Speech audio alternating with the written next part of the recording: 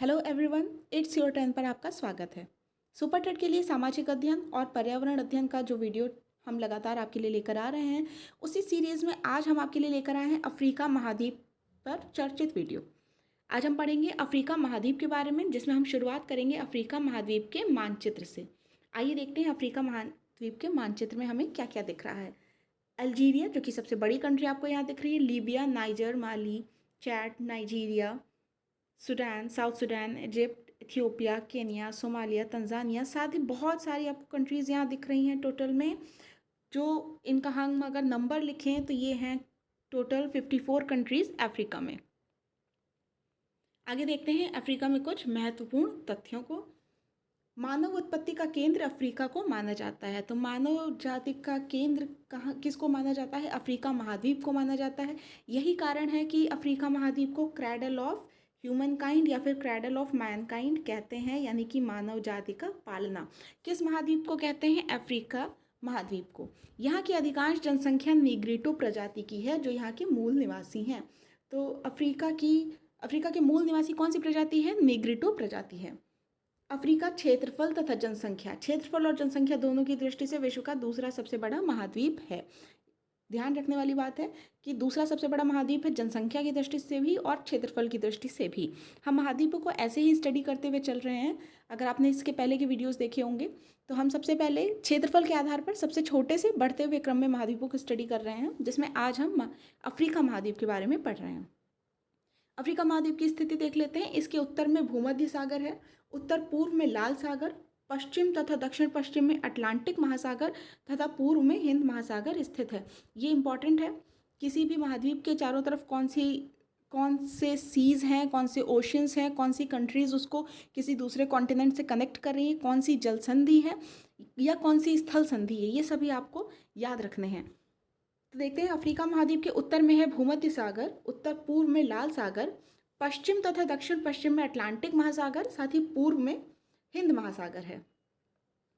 विश्व का एकमात्र ऐसा महाद्वीप जहाँ से 3 इंपॉर्टेंट रेखाएं कौन कौन सी हैं? कर्क रेखा, मकर रेखा और विषुवत, तीनों रेखाएं गुजरती हैं। एकमात्र ऐसा महाद्वीप है अफ्रीका महाद्वीप। एक बार फिर से रिपीट कर रही हूँ, विश्व का एकमात्र ऐसा महाद्वीप जहाँ से कर्क, मकर व विषुवत तीनों रेखाएं गुजरती हैं, वह अफ्रीका महाद्वीप है। आ गई है स्थल संधि, सिनई स्थल संधि। नाम इंपॉर्टेंट है। सिनई स्थल संधि किसके किसके मध्य? एशिया और अफ्रीका के मध्य है। इंपॉर्टेंट पॉइंट्स देखिए, लाल सागर और भूमध्य सागर को यह अलग करती है। तो लाल सागर और भूमध्य सागर को अलग करने वाली स्थल संधि कौन सी है? सिनई स्थल संधि। और यह एशिया महाद्वीप को अफ्रीका महाद्वीप से जोड़ती है। दो इंपॉर्टेंट चीज़ें आपको यहाँ मिल रही हैं। लाल सागर को भूमध्य सागर से अलग करती है और कौन से दो महाद्वीपों को जोड़ती है? एशिया और अफ्रीका को। इसी स्थल संधि पर सुएज नहर का निर्माण कर लाल सागर को भूमध्य सागर से जोड़ा गया है। एक और इम्पॉर्टेंट पॉइंट मिल रहा है, सुएज नहर का निर्माण किस स्थल संधि पर किया गया है? तो सिनई स्थल संधि पर किया गया है। और सुएज नहर किन दो सागरों को जोड़ती है? तो लाल सागर और भूमध्य सागर को जोड़ती है। अपने आप में एक अलग ही क्वेश्चन है ये।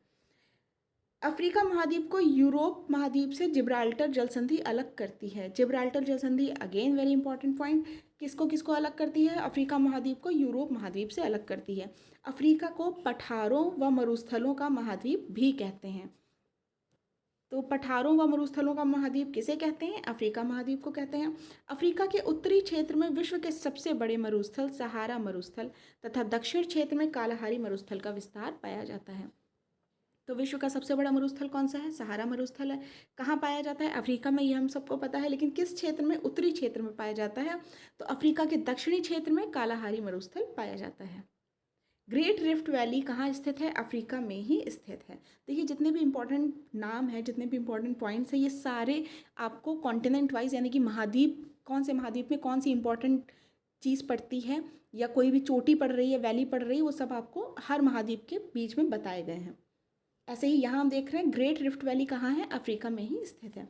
अफ्रीका में नवीनतम मोड़दार पर्वत के रूप में एटलस पर्वत का विकास हुआ है। एटलस पर्वत कहाँ है? अफ्रीका में है। या किस प्रकार का पर्वत है? नवीनतम मोड़दार पर्वत है। माउंट कैमरून अफ्रीका का एकमात्र सक्रिय ज्वालामुखी पर्वत है, जो कैमरून के तटीय क्षेत्र में स्थित है। इंपॉर्टेंट क्या है? अफ्रीका का एकमात्र सक्रिय ज्वालामुखी पर्वत कौन सा है? माउंट कैमरून है। नाम से आप याद रख सकते हैं, कैमरून के तटीय क्षेत्र में स्थित है। अफ्रीका की सबसे ऊंची चोटी तंजानिया में स्थित माउंट किलिमंजारो है।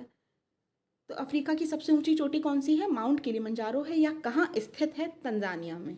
आपको स्थिति ज़रूर ध्यान रखनी है, क्योंकि जो सबसे ऊंची चोटी है उसके नाम लगभग सभी लोग जानते हैं, माउंट किलिमंजारो, लेकिन यह कहाँ स्थित है यह इंपॉर्टेंट हो जाता है, तंजानिया में। विश्व का द्वितीय सबसे उच्चतम तापमान वाला क्षेत्र अल अजीरिया अफ्रीका के लीबिया में ही स्थित है। तो विश्व का जो दूसरा सबसे उच्च तापमान वाला क्षेत्र है वो कौन सा है? अल अजीजिया। या कहाँ है? अफ्रीका के लीबिया में। कहाँ स्थित है ये इंपॉर्टेंट है, तो अफ्रीका के लीबिया में स्थित है। यहाँ का आइवरी कोस्ट विश्व में सर्वाधिक कोको का उत्पादन करने वाला देश है। तो विश्व में सर्वाधिक कोको का उत्पादन करने वाला देश कौन सा है? Ivory Coast. और आइवरी कोस्ट किस कॉन्टिनेंट में है? तो यह है अफ्रीका महाद्वीप में। अल अजीजिया के साथ मैं आपको बता दूं कि विश्व में जो सबसे उच्चतम तापमान वाला क्षेत्र है डेथ वैली, वो हमने उत्तर अमेरिका महाद्वीप के बारे में जब पढ़ा था उसमें पढ़ा था कि डेथ वैली विश्व में सबसे उच्चतम तापमान वाला क्षेत्र है जो उत्तर अमेरिका में है। और विश्व का द्वितीय सबसे उच्चतम तापमान वाला क्षेत्र अभी आप अफ्रीका में देख रहे हैं, अल अजीजिया है। तंजानिया के जंजीबार व पेम्बा द्वीप पर लौंग और इलायची का वृहद स्तर पर उत्पादन किया जाता है, इसीलिए पेम्बा द्वीप और जंजीबार द्वीप को लौंग द्वीप या फिर क्लोव आइलैंड भी कहते हैं। तो क्लोव आइलैंड्स किन्हें कहते हैं? पेम्बा द्वीप और जंजीबार द्वीप को क्लोव आइलैंड या फिर लौंग द्वीप कहते हैं। अफ्रीका के कांगो गणराज्य को विश्व का प्राकृतिक चिड़ियाघर कहते हैं। विश्व का प्राकृतिक चिड़ियाघर, फिर से बहुत इंपॉर्टेंट चीज़ है, किसको कहते हैं? कॉन्गो को। अफ्रीका का सर्वाधिक जनसंख्या वाला देश है नाइजीरिया। देखते हैं अफ्रीका की कुछ प्रमुख नदियाँ। नील नदी बहुत इंपॉर्टेंट, और आप सब इसके बारे में थोड़ा बहुत कुछ जानते होंगे, जो नहीं जानते हैं वो हम यहाँ पढ़ेंगे। यह नदी श्वेत नील और ब्लू नील के मिलने से बनी है। तो नील नदी किन दो नदियों के मिलने से बनी है? श्वेत नील और ब्लू नील के मिलने से। श्वेत नील का उद्गम विक्टोरिया झील है, जबकि ब्लू नील का उद्गम है इथियोपियाई की उच्च भूमि। तो श्वेत नील का उद्गम कहाँ से होता है? विक्टोरिया झील से होता है। और ब्लू नील का उद्गम होता है इथियोपियाई की उच्च भूमि से। ब्लू नील सूडान की राजधानी खार्तूम के समीप श्वेत नील से मिलती है, इसके बाद ये नील नदी कहलाती है। तो ये बहुत इंपॉर्टेंट हो जाएगा कि कहाँ पर ब्लू नील और श्वेत नील मिलकर नील नदी कहलाते हैं। तो सूडान की राजधानी खार्तूम के समीप मिलते हैं, उसके बाद ये नील नदी कहलाते हैं। और इसका मुहाना भूमध्य सागर में है। मिस्र को ही नील नदी की देन कहते हैं। मिस्र को नील नदी की देन कहते हैं, और यह विश्व की सबसे लंबी नदी है। फिर है कॉन्गो या फिर जायरे नदी। यह अफ्रीका की दूसरी सबसे लंबी नदी है। यह नदी विषुवत रेखा को 2 बार काटती हुई अटलांटिक महासागर में गिरती है। इंपॉर्टेंट है, विषुवत रेखा को 2 बार काटती है। कौन सी? कॉन्गो या फिर जायरे नदी। और कहाँ गिरती है? अटलांटिक महासागर में।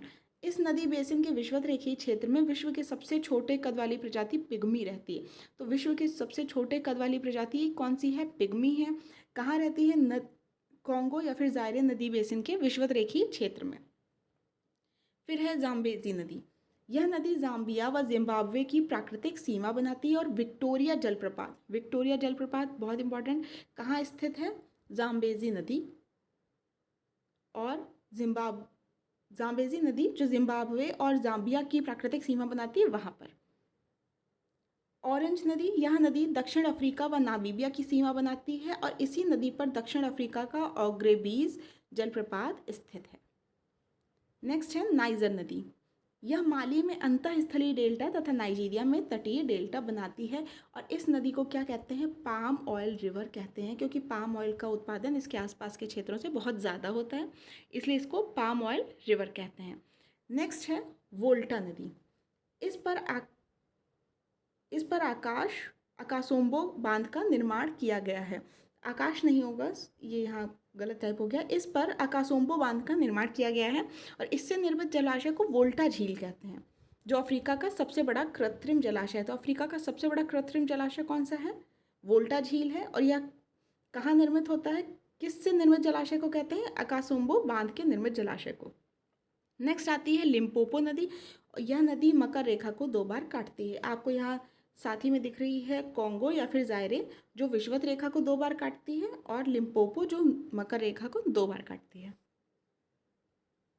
नेक्स्ट देखते हैं प्रमुख जनजातियां हैं और उनसे संबंधित क्षेत्र कि वो किस क्षेत्र में निवास करती हैं। जनजातियां बहुत ही इंपॉर्टेंट टॉपिक रहा है हमारे सुपर टेट और साथ ही यूपी टेट के एग्ज़ाम के लिए, तो हमें जनजातियों को कवर करते हुए बहुत अच्छे से चलना है और उनके क्षेत्र भी और उनसे संबंधित अन्य तथ्य जैसे कि वो जैसे वो कौन से व्यवसाय का पालन करती हैं या उनसे रिलेटेड कुछ और इम्पॉर्टेंट चीज़ें होती हैं जैसे हारपून, और हारपून उनके हथियार को कहा जाता है, इग्लू में रहते हैं एस्किमो, ये हम पिछले वीडियो में बात कर चुके हैं। तो इस तरह की इंपॉर्टेंट चीज़ें आपको बताती जा रही हूँ वीडियो में, साथ ही आपको उनको याद रखते हुए और रिवाइज करते हुए चलना है ताकि हमसे कोई भी क्वेश्चन छूटे नहीं। देखते हैं अफ्रीका महाद्वीप की प्रमुख जनजातियाँ और उनसे संबंधित क्षेत्रों को। सबसे पहले दे रखी है बुशमैन प्रजाति, और यह कालाहारी मरुस्थल आप सबने पढ़ रखा होगा। बुशमैन प्रजाति बहुत इंपॉर्टेंट है, कहाँ निवास करती है? कालाहारी मरुस्थल। पिग्मी, पिग्मी अभी हमने बात की थी, सबसे छोटी जनजाति है। यह कॉन्गो बेसिन में निवास करती है और इस जनजाति के घरों को, इस जनजाति के जो रहने वाले होते हैं उनके घरों को मोंगुलस कहा जाता है। तो मोंगुलस क्या है अगर आपसे पूछा जाए तो पिग्मी जनजाति जो है उनके जो घर होते हैं उनको हम मोंगुलस कहते हैं। नेक्स्ट है बद्दू, बद्दू कहाँ निवास करती है? सहारा मरुस्थल। तो बद्दू सहारा मरुस्थल, पिग्मी कॉन्गो बेसिन और बुशमैन कालाहारी मरुस्थल। फिर है मसाई, मसाई पूर्वी अफ्रीका या जिसको हम क्या लें केन्या में। जुलू है दक्षिण अफ्रीका की, ओरोमो इथियोपिया, लुओ और बागांडा विक्टोरिया झील के आसपास और नूबा सूडान। तो जितने भी इम्पॉर्टेंट, जितने भी पॉसिबल क्वेश्चंस हो सकते हैं वो सब प्रजातियाँ आपको यहाँ, जनजातियाँ आपको यहाँ दी गई हैं। बुशमैन कालाहारी मरुस्थल, पिग्मी कॉन्गो बेसिन, बद्दू सहारा मरुस्थल, मसाई पूर्वी अफ्रीका या फिर केन्या, जुलू दक्षिण अफ्रीका, ओरोमो इथियोपिया, लुओ और बागांडा विक्टोरिया झील और नूबा सूडान। देखते हैं इम्पॉर्टेंट कंट्रीज़ के बारे में जो अफ्रीका महाद्वीप में है। सबसे पहले आ रही है सबसे पहले है दक्षिण अफ्रीका। दक्षिण अफ्रीका में अफ्रीका महाद्वीप का दक्षिणतम बिंदु आशा अंतरीप या केप ऑफ गुड होप स्थित है। तो इम्पॉर्टेंट है अफ्रीका महाद्वीप का दक्षिणतम बिंदु कौन सा है? वो है आशा अंतरीप, इसे हम केप ऑफ गुड होप भी कहते हैं। केप टाउन रसदार फलों व शराब उद्योग के लिए प्रसिद्ध है। यह दक्षिण अफ्रीका की वैधानिक राजधानी है। देखिएगा इंपॉर्टेंट है, दक्षिण अफ्रीका की वैधानिक राजधानी है केप टाउन और दक्षिण अफ्रीका की प्रशासनिक राजधानी है प्रिटोरिया, जबकि न्यायिक राजधानी है ब्लोमफोंटेन। तीन राजधानी आपको यहाँ दिखेंगी, वैधानिक राजधानी केप टाउन, प्रशासनिक राजधानी प्रिटोरिया और न्यायिक राजधानी ब्लोमफोंटेन। दक्षिण अफ्रीका के शीतोष्ण कटिबंधीय घास के मैदान को वेल्ड कहा जाता है। अगेन एक इम्पॉर्टेंट पॉइंट, वेल्ड्स कहाँ के घास के मैदान है? दक्षिण अफ्रीका के शीतोष्ण कटिबंधीय घास के मैदान हैं। यहाँ के वेल्ड प्रदेश को मक्का त्रिभुज भी कहते हैं। तो मक्का त्रिभुज दक्षिण अफ्रीका में कहाँ पाया जाएगा? वेल्ड प्रदेश को मक्का त्रिभुज कहेंगे। जोहान्सबर्ग को स्वर्ण नगर कहते हैं। स्वर्ण नगर जोहान्सबर्ग। हीरा उत्पादन के लिए किम्बरले पूरे विश्व में प्रसिद्ध है। किम्बरले की खान हीरा उत्पादन के लिए इसे डायमंड सिटी भी कहते हैं। तो स्वर्ण नगर कौन सा हो गया? जोहान्सबर्ग, और डायमंड सिटी किम्बरले। नेक्स्ट है मिस्र गणराज्य। यह अफ्रीका का एकमात्र देश है जो स्थल खंड के माध्यम से एशिया से जुड़ा है। जैसा कि हमने मानचित्र में देखा था, इजिप्ट स्थल खंड से के माध्यम से एशिया से जुड़ा हुआ था। नील नदी इसकी आंतरिक भाग से होकर गुजरती है। तो नील नदी, जिसको मिस्र को नील नदी की देन कहते हैं, और नील नदी इसके आंतरिक भाग से होकर गुजरती है। यहीं पर असवान बांध का निर्माण किया गया है। यहीं पर कौन से बांध का निर्माण किया गया है? असवान बांध का निर्माण किया गया। यह नील नदी का सबसे ऊंचा बांध है। तो अलग से नील नदी का सबसे ऊंचा बांध कौन सा है? असवान बांध है। इस बांध से निर्मित जलाशय को नासिर झील कहते हैं, जो कृत्रिम झील का उदाहरण है। नासिर झील किस तरह की झील है? कृत्रिम झील है। खमसिन नामक गर्म हवा का प्रभाव मिस्र के अधिकांश क्षेत्रों पर रहता है। तो खमसिन किस प्रकार की हवा है? गर्म हवा है। मिस्र में ही नील नदी के किनारे गीज़ा शहर अवस्थित है। गीज़ा के पिरामिड आप सबने सुन रखे होंगे। तो मिस्र में ही नील नदी के किनारे कौन सा शहर है? गीज़ा शहर है। यहाँ के पिरामिडों को दुनिया के प्राचीन 7 अजूबों में शामिल किया गया है, गीज़ा के पिरामिड। नेक्स्ट है नाइजीरिया। तो नाइजीरिया अफ्रीका का सर्वाधिक जनसंख्या वाला देश है। इसको निम्न भूभागों व पठारों का देश कहते हैं। तो निम्न भूभागों या फिर पठारों का देश किसे कहते हैं? नाइजीरिया को। नाइजीरिया को तेल ताड़ की भी संज्ञा दी गई है। तेल ताड़ की संज्ञा कौन सी कंट्री को दी गई है? नाइजीरिया को, क्योंकि यहाँ पाम ऑयल का उत्पादन ज़्यादा होता है, इस वजह से इसे तेल ताड़ की संज्ञा दी गई है। और मूंगफली यहाँ की प्रमुख नकदी फसल है। यहाँ ग्रीष्म ऋतु में उत्तर पूर्व दिशा से गर्म व धूल भरी हवाएं चलती हैं, जिन्हें हरमट्टन कहा जाता है। तो हरमट्टन हवाएं किस तरह की हैं? गर्म हवा है, धूल भरी, जो कहाँ उत्तर पूर्व दिशा से चलती है? नाइजीरिया में। नाइजीरिया का लागोस नगर जनसंख्या की दृष्टि से अफ्रीका महाद्वीप का सबसे बड़ा नगर है। अफ्रीका के कर्क, मकर व विषुवत रेखा पर अवस्थित देशों को देखते हैं। कर्क रेखा पर अवस्थित देश कौन कौन से हैं? मिस्र, लीबिया, नाइजर, अल्जीरिया, माली, मौरितानिया और पश्चिमी सहारा।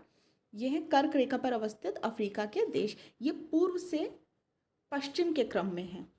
पूर्व से पश्चिम के क्रम में, यानी कि ईस्ट से वेस्ट के क्रम में ये कंट्रीज़ आपको दी गई हैं। कर्क रेखा पर कौन कौन सी हैं? एक बार रिपीट कर रही हूँ। मिस्र, लीबिया, नाइजर, अल्जीरिया, माली, मौरितानिया और पश्चिमी सहारा। फिर देखते हैं मकर रेखा पर कौन कौन सी हैं? मेडागास्कर, मोजाम्बिक, दक्षिण अफ्रीका, बोत्सवाना और नामीबिया। विषुवत रेखा पर Somalia, Kenya, Uganda, democratic Republic of Congo यानी कि जायरे, कॉन्गो और गैबन। तो ये हमारी कंट्रीज़ हैं कर्क रेखा, मकर रेखा और विषुवत रेखा पर स्थित अफ्रीका की। हमारा वीडियो यहीं समाप्त होता है। इस वीडियो को लाइक और शेयर ज़रूर करें। हमारे चैनल को अगर आपने सब्सक्राइब नहीं किया है तो उसे सब्सक्राइब करें। इस वीडियो की PDF अगर आप अवेल करना चाहते हैं तो वो आपको टेलीग्राम चैनल पर मिल जाएगी। हमारे टेलीग्राम, फेसबुक, इंस्टाग्राम से जुड़ने के लिए हमारे डिस्क्रिप्शन में दिया गया है लिंक, उसे ज्वाइन करें। बहुत बहुत धन्यवाद।